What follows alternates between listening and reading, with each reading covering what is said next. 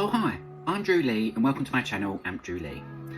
Yes, it's been a little while that I have done a video for you, and I thought that now was the right time to give you all a little bit of a cheeky catch up with what's been going on. Yes, I have been away and I am so sorry. I know that so many people were so upset I haven't been doing videos.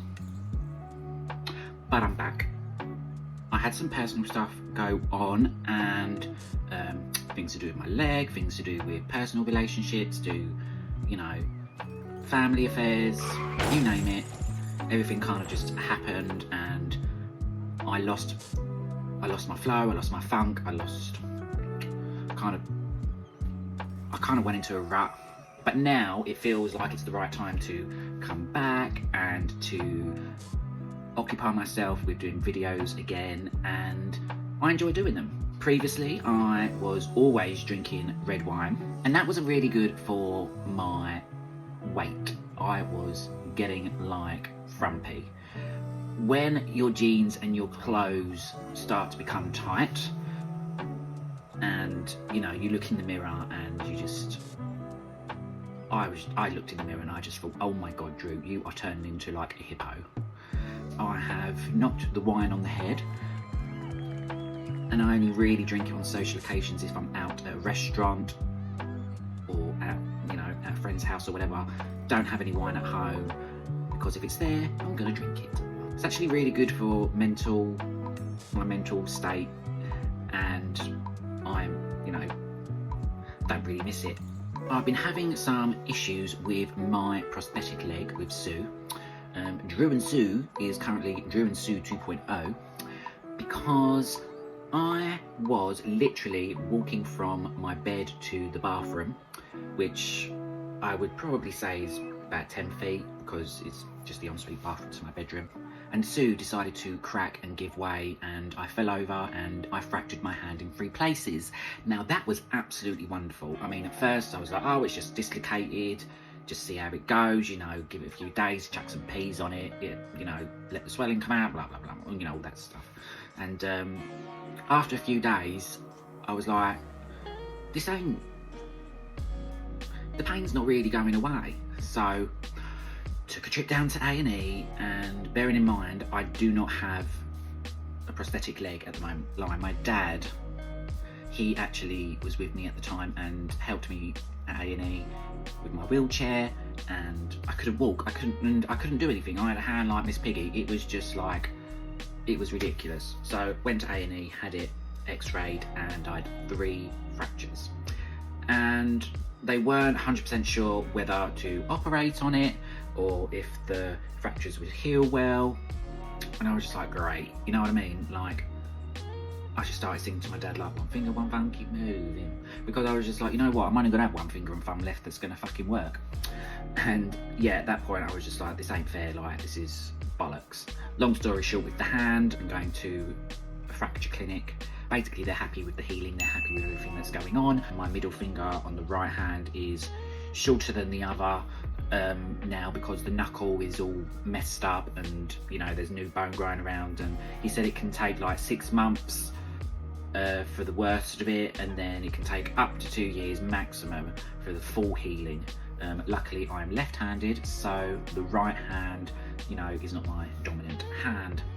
Now with the leg, with Sue, so fell over, Sue was cracked, and I just lost my shit. And I got in touch with the disablement centre, and at first they were like, oh, well, we have to make you new legs, it's going to take 3 to 4 weeks, and then it's got to be this and that, and go to an appointment. And I was like, no, not having it. No, just no. So I decided to, and I basically was able to get a replacement leg, Sue 2.0. They were really good about it, and they did it on the quick. And I say they did it on the quick, there were parts that weren't the proper parts, but I said to them, I was like, look, I'm at home, I've now not got a prosthetic leg, I've only got, 1 hand to use. I said, I'm living on my own, I'm stuck indoors, I cannot do anything, can't do anything.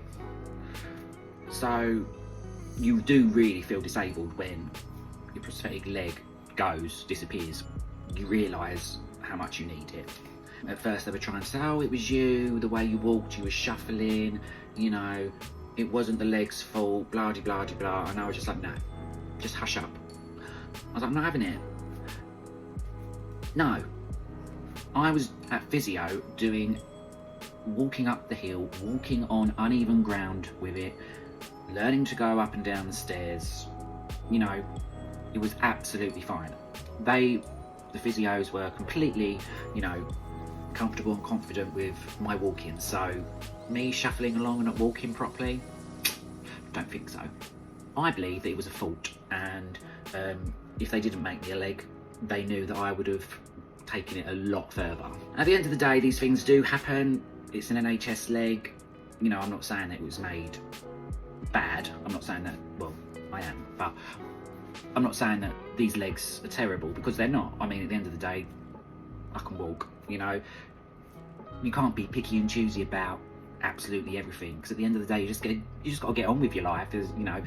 And it was funny because the leg that I've now got is, there's different parts that I've noticed that are more sturdier, a bit more well made, and I just thought, because there were times with my previous leg, it was a free knee, and so it would just, the knee joint would move along. If you've seen previous videos, you can see that I'm walking and the knee joint would, you know, bend. And there were times where I thought the leg was locked.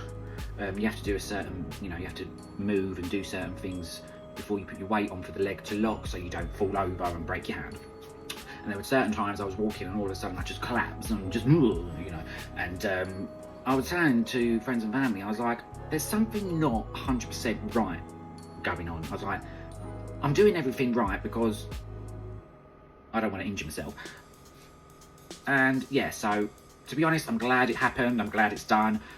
That week I was supposed to go to a family wedding and a Christmas work party that they did actually postpone specifically for me, because the last time was when I had the leg amputated, and that was Christmas time.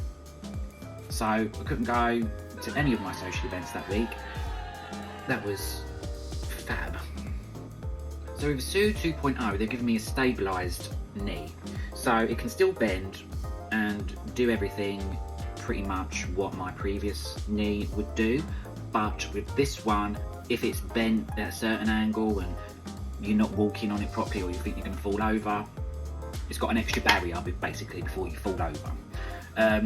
I don't like it at all personally. At the moment, this one is very slow to swing.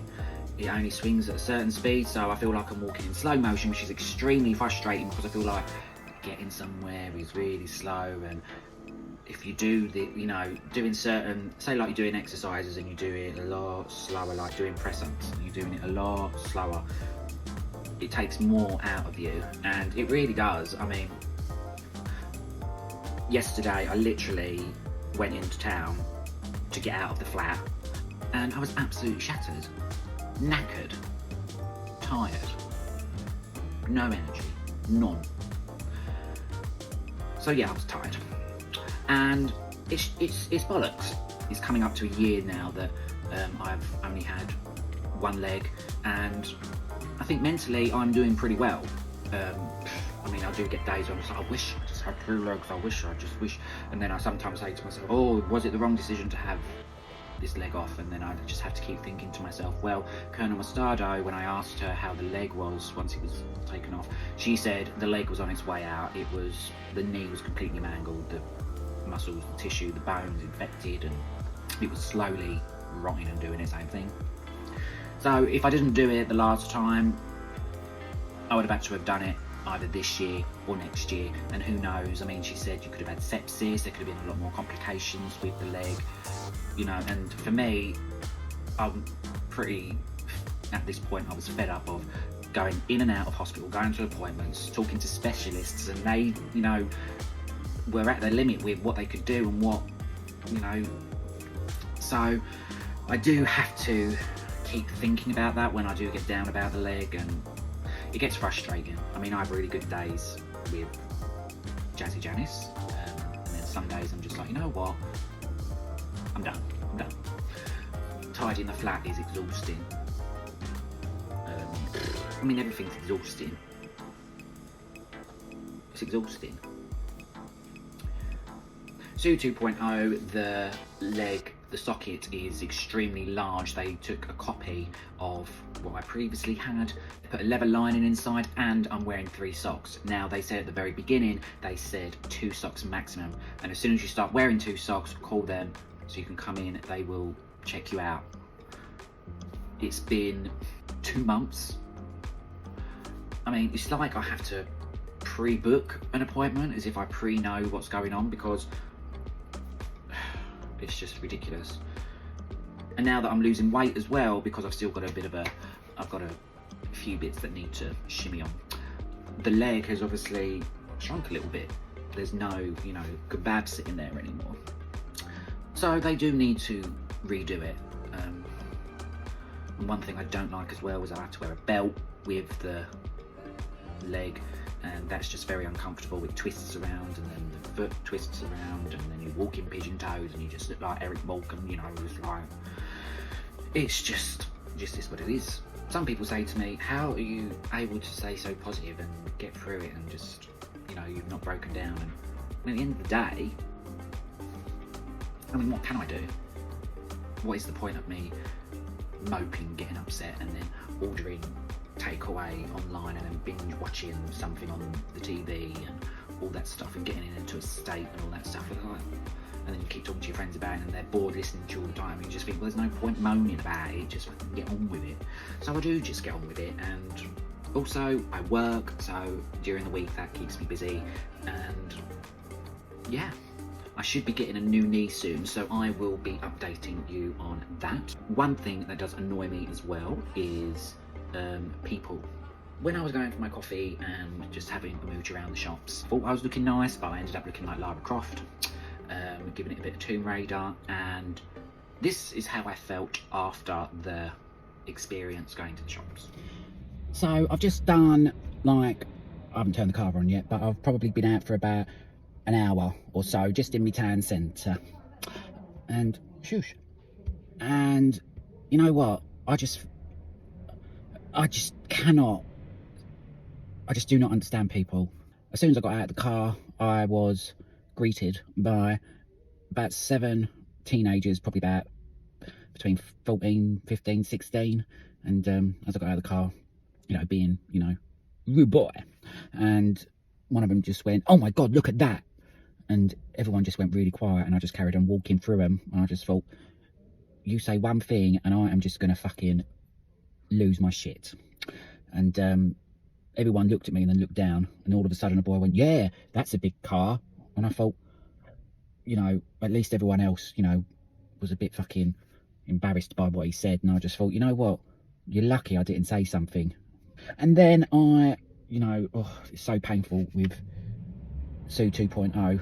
I went and got a coffee, and you know what, it's just as if there needs to be more awareness of amputees and amputation in general. It's all good, you know, having it on Strictly Come Dancing and all that bollocks, but how often do you see an amputee, whether it's a leg or an arm, or, you know, anything that's not in the norm? How often do you see that? How often do you see?